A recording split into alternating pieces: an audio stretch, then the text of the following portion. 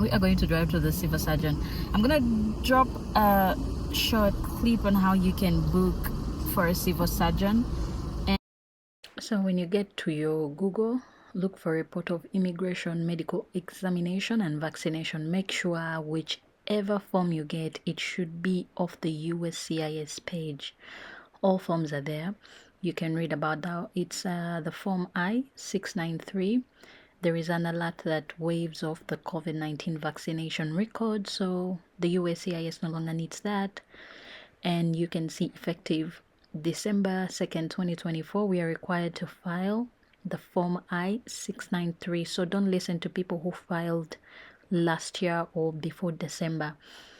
And lastly, you have to just read everything and understand there are designated civil surgeons in every area. So you can click on the instructions. Usually, when you get all these forms, there are instructions. Yeah, you can just read everything and understand the tuberculosis screening, IGRA. That one most of us did. For example, me personally, I did that back at IOM Uganda. The civil surgeon is responsible for assigning a tuberculosis classification for each applicant. So when you get your forms that you were given at IOM in your country, or the clinic that was that you went to, there is the embassy. Your home embassy will tell you to go to a certain clinic to do your tests and everything. Make sure you keep those two papers you're given. Besides the other envelope that you give to the immigration section, that's not yours. But these two papers always have your information, the name. Unfortunately, I don't know where I put them. I could have shared here, but we all know them. So as you can see, you will go back to our page, review of medical examination documentation. Scroll down, you see civil surgeon designation. Then find the civil surgeon web page. This is where we are going. Okay, you complete the forms. For my part, the civil surgeon did that. The doctor at the clinic completed everything. I just had to sign, and he gave me an envelope that should not be opened, and I attached that to my paperwork. So yeah, I was good to go. Make sure you just follow all these procedures, because you don't want to get a request for evidence. If you're in the military, there are designated physicians who help you. Then read about everything. Age 14 and older, they are supposed to do it.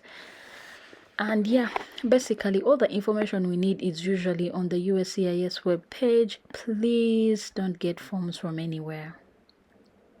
So when you are finding a civil surgeon, you have to put in your zip code. Let's try with the 84088. It's a zip code in the USA.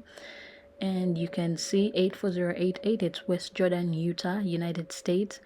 And there are so many clinics. So many clinics for you. So it's all up to you to choose which one is close to you. And maybe their rates. You can even choose a gender of the doctor that you want, but that wasn't what I was looking up to. So when I go to American Wellness and Rehab, you choose the medical, US medical, and then I had to book an appointment. The one that I chose was American Wellness and Rehab Clinic.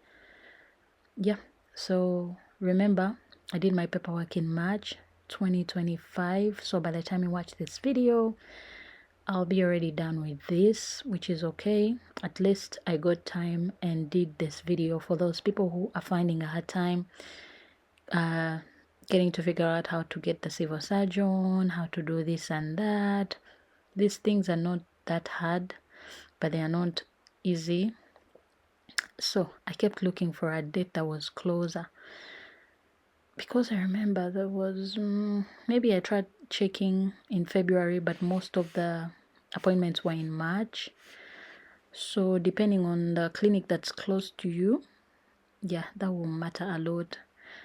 I actually called them, then I made a booking online, and the rest is history.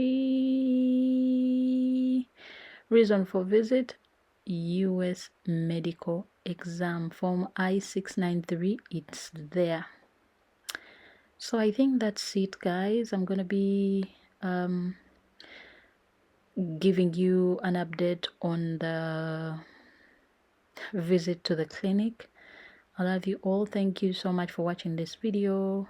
I'm gonna be going to the clinic, then yeah, I'll be uploading these videos. I love you all. Stay blessed. Bye.